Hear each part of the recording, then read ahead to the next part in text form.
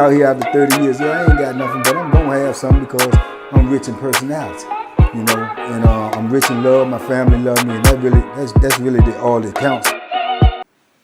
Yeah, his son was NFL players. He had two sons that made it to the NFL. His name was Jones, and his sons were Julian Jones, who ended up playing for Dallas Cowboys, running back, and Thomas Jones, who played for a couple of teams, Jets running back, Chicago Bears running back, pretty good. He's an actor or something there, be in movies and stuff. But that was actually Jones' two sons. So he had two sons that was, multi-millionaires. He actually drove a Bentley. The man had a Bentley. He did not have to be working there. He opened up his own business. He had where we had CD players in prison during this time. They went from Walkmans to cassette players. Now they had CD players. So he opened up a CD distribution company and got a deal with the DOC, whereas at one point you couldn't order no CDs from nobody but his company, Jones Express. So he was actually well off because of his sons, but now he was getting money from DOC as well, but he actually worked there as direct supervisor too. So, and he looked young. He was in his 60s, man. His sons, I guess that's why they made it to the NFL. They had good genes because he was in his 60s, man, and you couldn't tell. He looked like he was in his 40s. And I can remember asking him one day, man, because he was a pretty cool dude. When you get around him, you have conversations with him or whatnot. I can remember asking him, man, why he worked there, man, and his sons were so successful or whatnot. And he was like, and the fact that they so racist up here. He said he grew up here all his life. He grew up in that area. And he know most of these people that work here, and he know they racist. And he said he know they hate on him because of his status and his sons and everything. So he said, man, I don't need this stuff. He said, but I come in here just to piss them off. Just to piss them off. They can't do nothing about it. He said, but I definitely don't need this job. He said, man, I just come in here to piss them off every day and do what I want to do.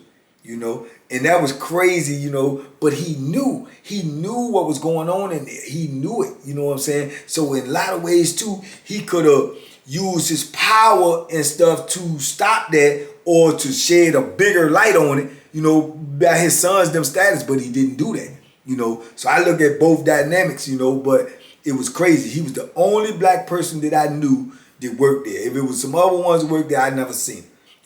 Only ones I seen, like I say, was all white people walking around, chewing tobacco, looking crazy, talking crazy. I can remember a warden came up there one time. There was he had used to be a major on another institution, and I knew him as a major on the other institution. And I can remember talking to him, man, one day when I seen him, that he had just got the job as assistant warden up there. And I seen him and I was asking him, man, look, man, do you know what's going on up here? And he was like, what? I said, man, the racism, man, they talk using the N-word, talking to you.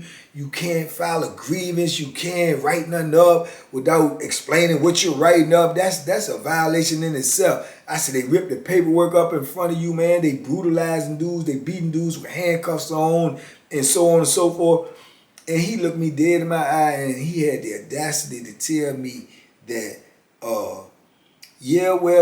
most of them grew up around here, man, all their life, man, and they don't like black people, man, and they racist, and they don't like criminals. So, that's just how they are. So you're going to have to just try to avoid them and do what you got to do, man, just get from up here. And he actually said that with a straight face. Now, you're supposed to be the assistant warden, and this is what your solution is to the racism that I'm telling you that they clearly is conducting up here, the brutality that they conducting up here, and you coming in here as assistant warden, and your remedy is to just try to avoid them and do your time and get from up here. Man, if that don't tell you exactly what type of dynamics and wickedness that we was dealing with up there, I don't know what I don't even know what else to tell you. I can't even, man. I get tongue-tied thinking about the things and stuff that I seen up there. I seen people just get shot for no reason. I can remember I can remember and not only is they racist up there, but two, they don't even like some of the white dudes. If you white and you up there and you locked up, and especially if you white and you kick it or hang around with black folks, oh, they ain't like you neither. They ain't like you, the enemy as well. You know, I can remember they had a rookie in the booth one time, and meaning that he ain't been there that long, and he's standing up in the tower, he got the gun and everything, and you have to actually get in line to go to the microwave. But when you go to the microwave up there, they had just put microwaves up there. In Wallens, they didn't have microwaves, they had just put them up there. But now you have to get in line to go to the microwave, and you have to cross over the line where they can shoot you at to go to the microwave. So you stand in line and you stand at the line and don't cross the line where they can shoot you at till someone leaves the microwave, and then you cross the line and go to the microwave. It's supposed to be understood that you're going to the microwave. That's the only time that you can cross that line. So I can remember dude being at the microwave, man, a white dude, and the rookie was up there with the gun, and somebody was saying something to him, and he got smart and said something back to him, and dudes was mumbling stuff where he couldn't tell who was saying it because he's up elevated, and dude's like, you ain't gonna do nothing with the gun, you ain't gonna do nothing with the gun, intimidating him. And he get mad and say, yeah, I'll shoot, you better stay across the line, you cross that line, I'll shoot. So the white boy was laughing at him what other people were saying. So the white boy was next to go across the line to get his use the microwave. But being that he was laughing, and the dude, the CO that was in the booth, he turned and beat red, everybody else laughing at him and joking him, and people still whispering, man, you don't do nothing, scared rookie, you scared rookie. Man, next thing you know, I'm on the phone. And next thing you know, I'm looking at the whole situation, because when I'm on the phone, I always have my back to the wall, and I look at everything around me. So I'm looking at the situation as it unfolded, and I can see that he was clearly irritated and frustrated and showing up, man. Next thing you know, blah, he shot the white dude. Shot him right in the leg. Blah! White dude dropped his food and say, man, what the hell is wrong with you, man? What are you shooting me for? And he's like, get down on the ground. So everybody had to drop, get down. Even if you on the phone, you got to get down or they're going to shoot you. So, man, it was crazy. He just shot the dude for no reason, man. The white boy was saying, you gonna get sued. You gonna get sued. I'm gonna sue you. I'm gonna sue you. Man, he was like, shut up, everybody. Get down, get down, get down. And they came in there, did all what they do, come running in there with the dogs and everything. They end up taking the white boy out. I don't know. I heard he sued him or tried to sue him, get his people to try to sue him or whatever. I don't know what ended up happening behind the incident, because, like I say, it ain't no doubt in my mind they're going to cover it up. They're going to doctor it up. They're going to make it, you know what I'm saying, where it look like he ain't do nothing wrong or whatever the case may be. But, man, that's just the chaotic craziness that be going on up there, and that they was getting away with. Shooting people, setting people up, putting weapons on people. I mean, they did it all, man. They did it all and got away with it. I'm trying to tell you. The place was tough, man. It was tough. I ended up myself, man, I ended up getting a job as a barber.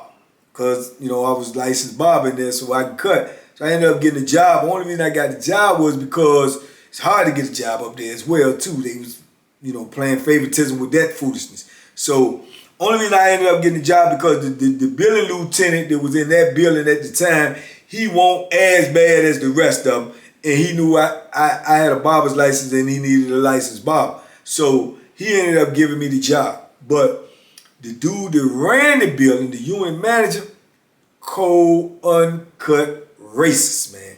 Cold, uncut racist. He was vicious with it. And he ran the building. So he ain't like nobody, let alone he didn't like me. You know, he found out that I had the job in there as the barber. I can remember he came in there one day and he said, who gave you a job? I told him who gave me a job.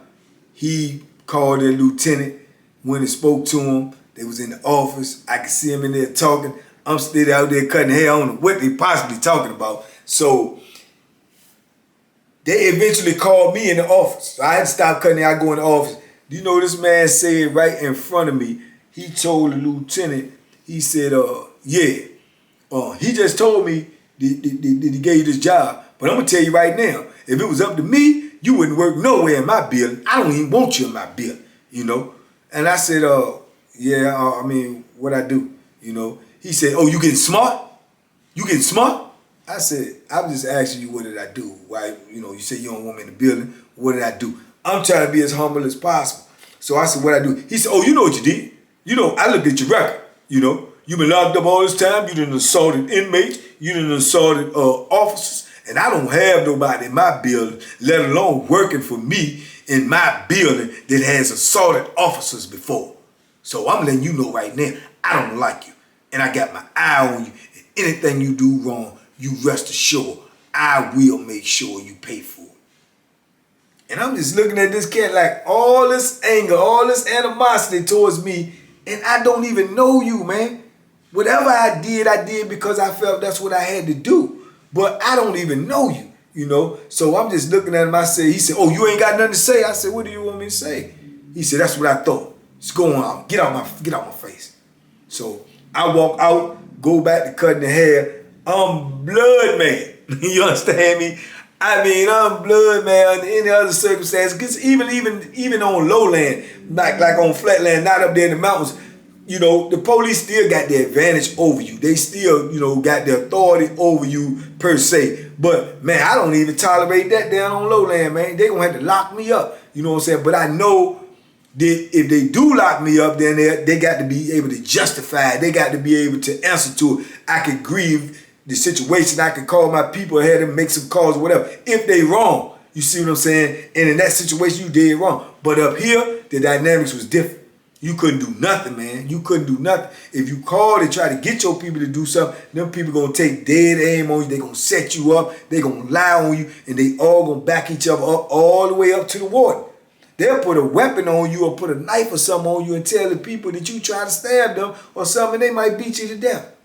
You know what I'm saying? So after they get the handcuffs on you, you know, so anything can happen to you up here. So you had to tread lightly with what you said and what you did and what moves you make. The best thing that you could possibly do up Wallens Ridge or Red Onion was try to get yourself up off of that jump, man.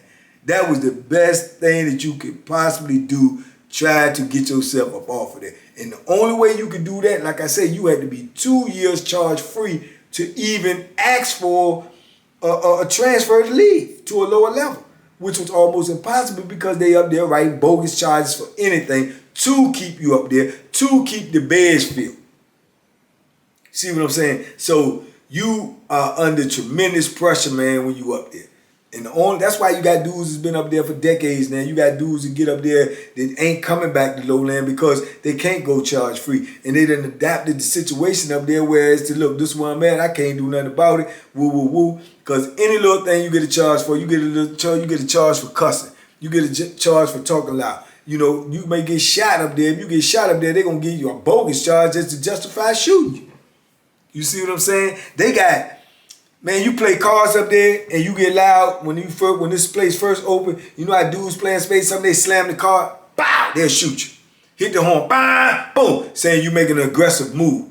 They ain't know what you was doing. You could have been arguing, you could have been getting ready to fight, so that's why they justified shooting. You know, dudes that didn't like each other, they walking to go to dinner or lunch or breakfast, and they push you outside of the line and you fall down, you outside of the line, bow, gun go off, they shoot you. You see what I'm saying? Crazy foolishness going on up there that they actually getting away with, they actually justifying, they actually doctoring paperwork, justifying whatever happens up there, all the way up to the top.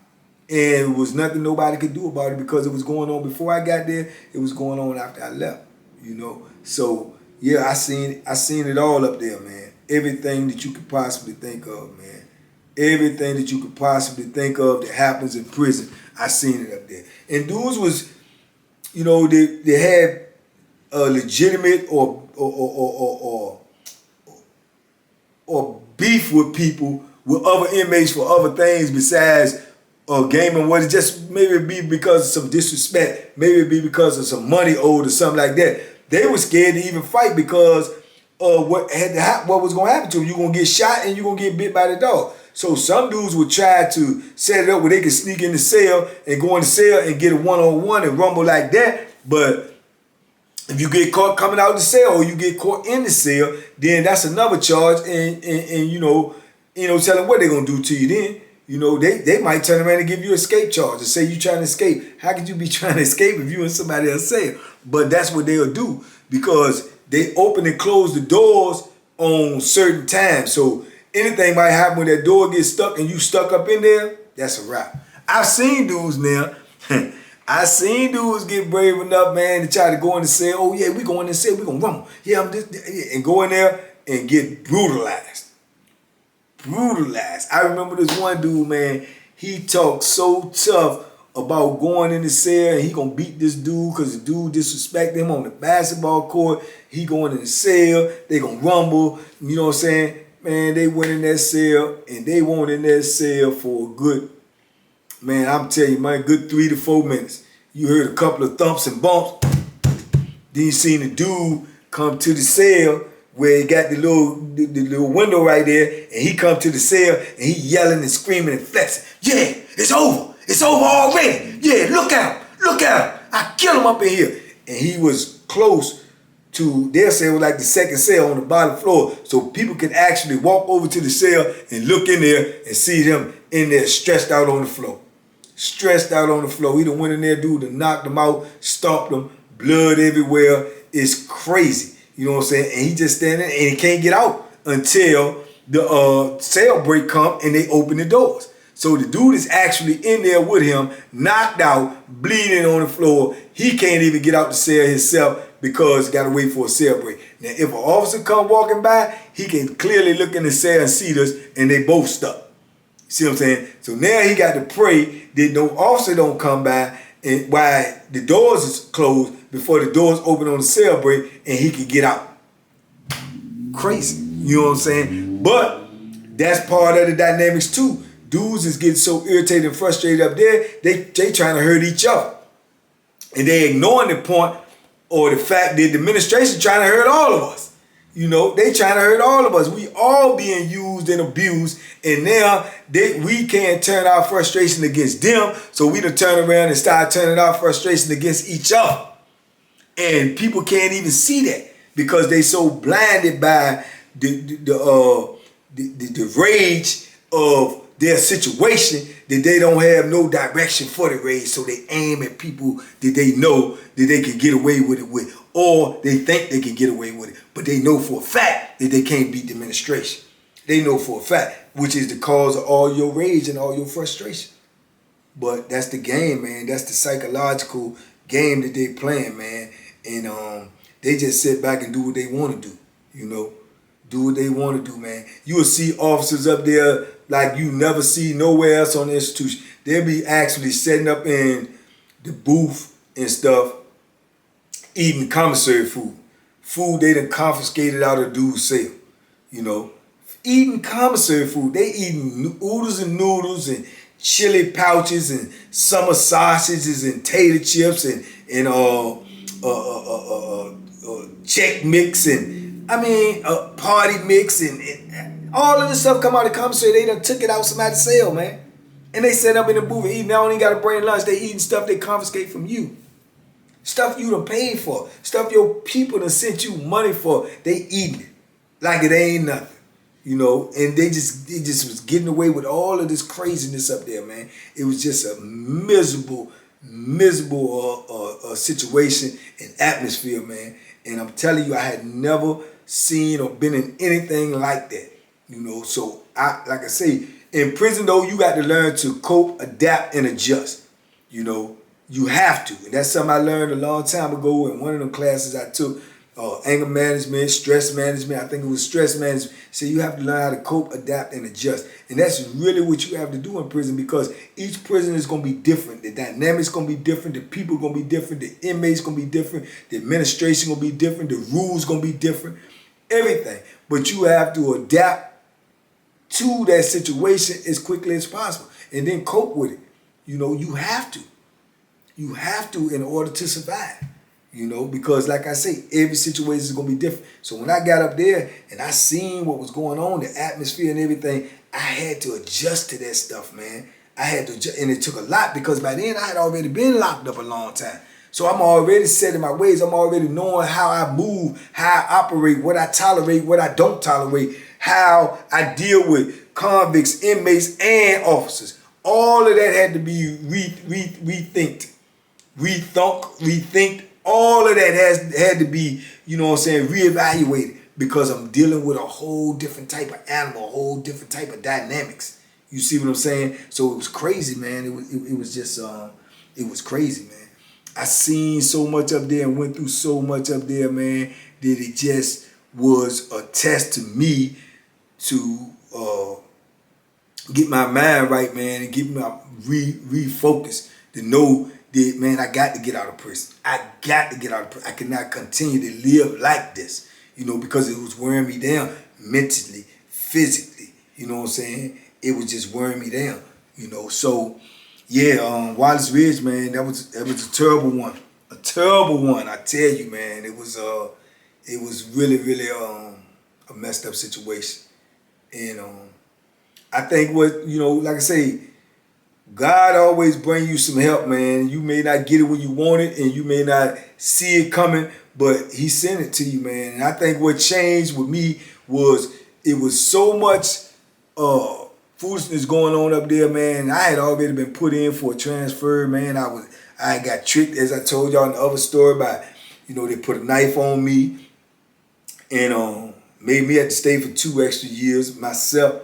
And I had already been in for the transfer to get off there for a minute, man, and they won't moving me, they won't doing nothing.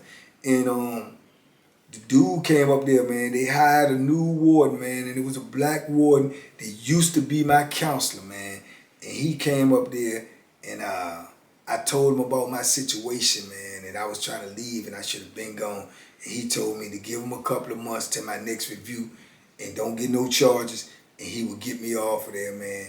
And he kept his word, and he got me up off of that institution, man. Yeah, that possibly might have saved my life, man. Because like I say, I was at the point where I was so irritated and frustrated up there with the situation that was going on that it wouldn't have took a whole lot for, you know, something to set me off, even though I was suppressing all of my anger. It was building back up in me because of my situation. My situation won't get no better. I won't leave it. They, you know, just foot dragging on getting me up off of there. So I think, you know, with him coming and him keeping his word and got me up off there, man, before I had actually made parole, that was the closest I had came to making parole. That's how I felt like when I left Wallens Ridge. I felt like I had actually made parole. I was so glad to get up off of there, man. So glad. And I didn't even go down the street to River North. The new normal where they had opened up another plantation. You know, that was the same way, but of a lesser degree. But it was just opening. I was within the first 200 people on there. You know, and I had to stay there 1 more year before I eventually went to Nottoway, where I eventually stayed for 6 more years. And God is good, man. That's when I made paper and got my liberation and got up out of that situation, man. But shout out to everybody up there at Wallens Ridge, man. I know what y'all going through. I know y'all warriors up there.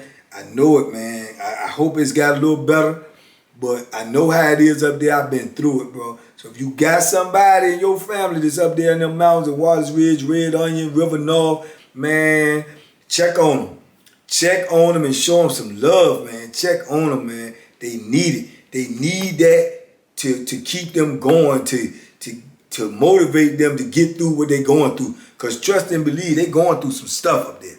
Believe that. They going through some stuff. And like I say, it ain't that much far removed from me being up there. So, you know what I'm saying? You talking about what? 6, 7, 8, 9 years ago. I was dead. So you got to look at that situation, man. If you got somebody up there, man, show them some love. Show them some love. People still call me from up there now. Bo Billy be calling me from up there, you know. So show them some love, man. They need it up there, man. Shout out Bo Billy too, man. Recap on Bo Billy's story coming soon too. But I got a lot more Wallens VA stories, man. I'm just dropping this one on y'all so y'all can get an idea of what type of wickedness and craziness that I was dealing with up there. If y'all dig this story, let me know in the comments. I will give y'all more Wallens VA stories. I've seen knife fights up there, actual knife fights. I've seen people get brutalized up there. I've seen officers doing some crazy stuff up there. A lot of more stories about Wallens VA. If y'all want to know about it, just let me know in the comments. Like this video, check your status, make sure you subscribe to this channel, man, to this good positive movement, and we're gonna keep moving forward. In 2022 gonna be our year. In the meantime and in between time, man, y'all be safe out there, man. Be smart, make good decisions, and keep on rocking with me, man. I appreciate the love. I definitely do. I appreciate the support, and I'll be back at y'all real soon, man.